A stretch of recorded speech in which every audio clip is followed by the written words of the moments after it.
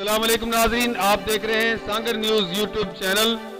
सांगर से आपको अपडेट दे रहे हैं। Deputy commissioner Sanghar doctor Imranul Hasan Khawaja की हिदायत पर जिला भर में माइक्रो फाइनेंस क्रेडिट पर काम करने वाले तमाम गैर सरकारी तंजीमों और बैंकों ने कोरोना वायरस के बाइस आम अफराद की मुश्किलात के पेश नज़र कर्जों की वसूली जुलाई 2020 तक मुलतवी करने की यकीन दहानी कराई है। इस सिलसिले में आज एक इजलास deputy commissioner Sanghar doctor Imranul Hasan Khawaja की ज़ेर सदारत उनके दफ्तर में मुनक्कद हुआ, जिसमें माइक्रो फाइनेंस क्रेडिट पर काम करने वाले तमाम गैर सरकारी तंजीमों और बैंकों के नुमाइंदों ने शिरकत की।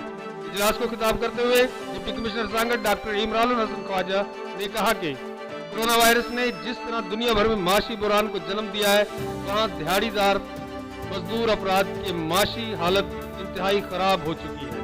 उन्होंने कहा कि छोटे कर्जे भी वही अफराद लेते हैं जो अक्सर दिहाड़ी पर मजदूरी करते हैं। उन्होंने कहा कि लॉकडाउन के बाइस मजदूर तबका सबसे ज्यादा मुतासिर हुआ है और ऐसी सूरत हाल में वो कर्जों की किस्त देने के काबिल नहीं, इसलिए छोटे कर्जे देने वाले तमाम इदारे इनसे वसूली को फौरी तौर मुलतवी करें ताकि इस मुश्किल वक्त में गरीब अफराद चैन का सांस ले सकें।